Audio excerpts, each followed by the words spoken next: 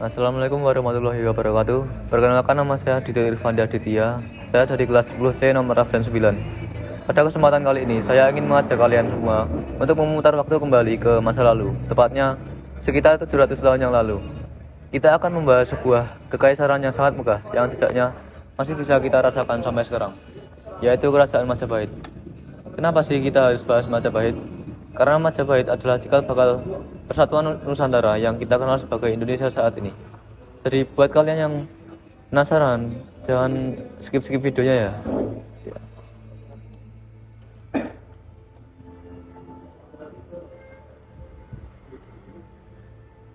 Nah, pertama-tama kita harus paham dulu nih, apa itu Majapahit. Secara teknis, Majapahit adalah kerajaan bercorak Hindu-Buddha terakhir yang menguasai Nusantara. Tapi kalau kita bicara lebih dalam, Majapahit itu adalah sebuah imperium thalassocracy. Apa itu? Artinya mereka adalah penguasa laut. Pusat kerajaannya ada di Trowulan, Jawa Timur, tapi jangkauan pengaruhnya itu luas banget, mulai dari seluruh pulau Indonesia, semenanjung Malaya, sampai ke wilayah Filipina Selatan. Nama Majapahit sendiri punya cerita unik ya. Jadi, pas Raden Wijaya lagi buka lahan, anak buahnya nemuin buah maja. Pas dimakan rasanya pahit banget. Akhirnya mereka sepakat ngasih nama daerah itu Majapahit. Simple tapi namanya abadi sampai sekarang. Nah, sebelum Majapahit berdiri, kondisi Jawa itu lagi chaos atau kacau banget. Bayangkan, kerajaan sebelumnya yaitu Singasari tiba-tiba runtuh. Kenapa runtuh? Karena rajanya yang bernama Kertanegara dihianati oleh bawahannya sendiri, yaitu Jayakatwang dari Kediri. Di saat yang bersamaan, ada ancaman luar negeri yang ngeri banget. Kaisar Mongol, Kublai Khan, lagi marah besar karena utusannya dihina sama Kartanegara. Akhirnya, ribuan kapal perang Mongol berlayar menuju Jawa untuk balas dendam. Jadi, posisinya saat itu, kerajaannya hancur, musuh di dalam negeri Jayakatwang berkuasa, dan musuh dari luar negeri Mongol sudah di depan mata. Di titik inilah nasib Nusantara ada di tangan satu orang, yaitu Raden Wijaya.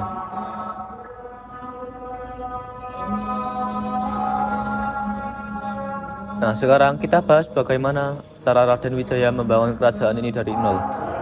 Menurut kitab Pararaton, Raden Wijaya sempat kabur ke Madura untuk meminta bantuan kepada Arya Wiraraja.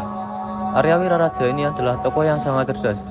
Dia kasih saran supaya Raden Wijaya berpura-pura menyerah dan mengabdi dulu ke Jayakatwang. Jayakatwang pun percaya dan kasih Raden Wijaya sebidang tanah di hutan Tarik. Nah, momen krusialnya terjadi pas tentara Mongol sampai di Jawa. Raden Wijaya yang pintar banget ini langsung melakukan diplomasi. Dia bilang ke tentara Mongol, ayo kita kerjasama hancuri Jayakatwang. Tentara Mongol setuju. Setelah Jayakatwang kalah, tentara Mongol yang merasa sudah menang pun berpesta pora. Mereka mabuk-mabukan dan lengah. Di saat itulah Raden Wijaya berbalik menyerang mereka habis-habisan. Tentara Mongol yang kaget akhirnya lari tunggang langgang balik ke Cina. Tanggal 12 November 1293, Raden Wijaya pun naik tahta. Strategi ini menunjukkan kalau Majapahit berdiri bukan cuma modal otot, tapi modal otak yang cerdas.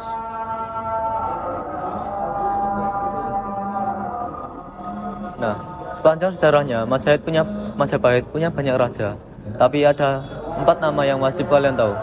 Yang pertama yaitu Raden Wijaya atau dikenal sebagai Kertarajasa Jayawardhana, yaitu sang pendiri yang penuh perjuangan. Lalu yang kedua adalah Jayanegara, raja kedua yang masanya banyak pemberontakan. Dia sering dijuluki Kalagemet karena sifatnya yang kurang tegas. Lalu yang ketiga ada Tribhuwana Wijaya Tunggadewi, yaitu ratu perempuan yang luar biasa. Dia adalah ibu dari Hayam Wuruk dan orang yang melihat potensi besar dalam diri Gajah Mada. Lalu yang terakhir ada Hayam Wuruk, yaitu raja yang paling sukses membawa Majapahit ke puncak dunia. Di masa inilah Majapahit mencapai luas wilayah terbesarnya. Nah, masuk ke masa kejayaan. Ini adalah era duet maut antara Raja Hayam Wuruk dan Mahapatih Gajah Mada. Gajah Mada itu sosok yang sangat ambisius. Waktu diangkat jadi patih, dia ngucapin sumpah palapa. Intinya, dia nggak bakal makan enak atau istirahat sebelum seluruh pulau-pulau di Nusantara bersatu. Banyak yang ngetawain sumpah itu awalnya, tapi Gajah Mada buktiin lewat aksi nyata. Ekonomi Majapahit juga luar biasa makmur. Mereka itu pusatnya rempah-rempah dunia. Bayangin, pedagang dari Cina, India, Arab, semuanya kumpul di pelabuhan Majapahit. Mata uangnya sudah rapi pakai koin emas dan perak. Terus mereka punya angkatan laut yang dipimpin Laksamana Empu Nala. Kapal perang mereka disebut sebagai Jong Jawa, yaitu gedenya minta ampun, bahkan lebih gede dari kapal-kapal penjelajah Eropa di masa itu.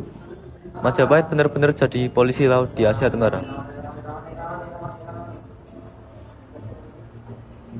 Tapi nggak selamanya ceritanya indah. Ada sebuah kejadian tragis yang namanya Perang Bubat. Ceritanya, Hayam Wuruk pengen nikah sama putri dari kerajaan Sunda, yaitu Dyah Pitaloka. Hayam Wuruk itu beneran cinta sama putri ini. Tapi Gajah Mada melihat ini dari sisi politik. Dia mau Sunda itu tunduk, bukan cuma jadi besan. Pas rombongan pengantin dari Sunda sampai di lapangan Bubat, Gajah Mada kasih syarat yang merendahin harga diri orang Sunda. Akhirnya, pecah perang di lapangan itu. Seluruh rombongan Sunda tewas, dan Dyah Pitaloka saking sedihnya milih buat bunuh diri. Kejadian ini bikin Hayam Wuruk marah besar dan sedih banget, yang akhirnya bikin hubungan dia sama Gajah Mada jadi rusak.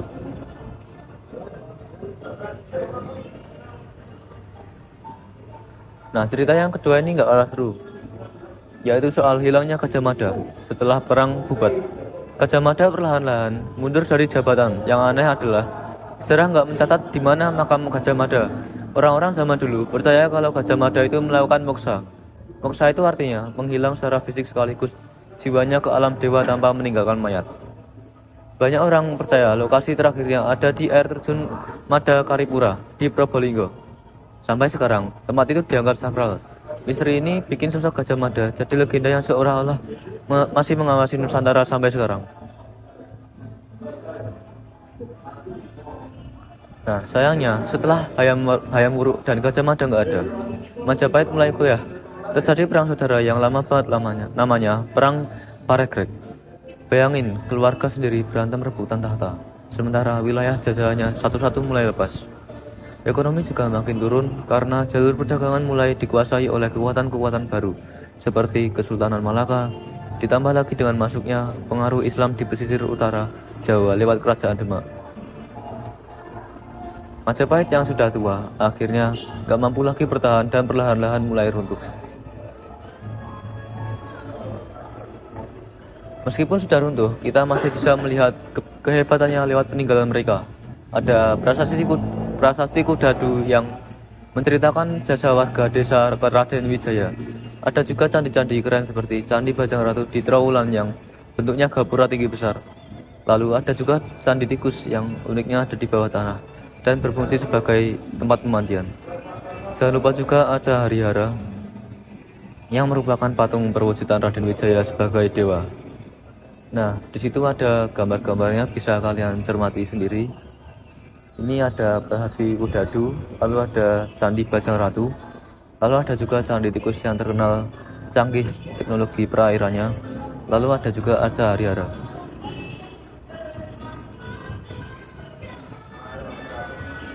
Nah, buat kalian yang mau melihat langsung foto-foto pusaka Majapahit, kalian wajib cek website resmi ini. Yang pertama ada Museum Nasional. Cari di bagian koleksi emas Majapahit yang berisi tentang keris-keris dan arca-arca. Lalu ada juga Balai Pelestarian Kebudayaan Trowulan yang berisi tentang itu Trowulan. Nah, lalu yang terakhir ada Perpustakaan Nasional untuk melihat naskah asli Nagara Kertagama.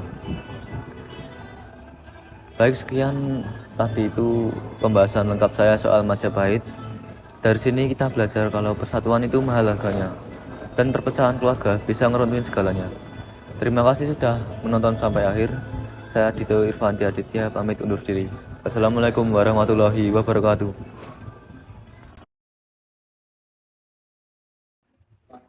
Nah, jadi teman-teman, apa sih kesimpulan yang bisa kita ambil dari perjalanan panjang kerajaan Majapahit ini? Bagi saya, Majapahit bukan cuma sekedar deretan angka, tahun, atau nama raja-raja di buku sejarah. Majapahit adalah bukti nyata bahwa bangsa kita pernah menjadi raksasa yang disegani dunia karena persatuan dari kecerdasannya. Kita belajar dari Raden Wijaya tentang cara bertahan di titik terendah, dan kita belajar dari Gajah Mada tentang keberanian bermimpi besar. Tapi kita juga diingatkan oleh sejarah bahwa Musuh terbesar sebuah bangsa bukan selalu dari luar, melainkan perpecahan dari dalam.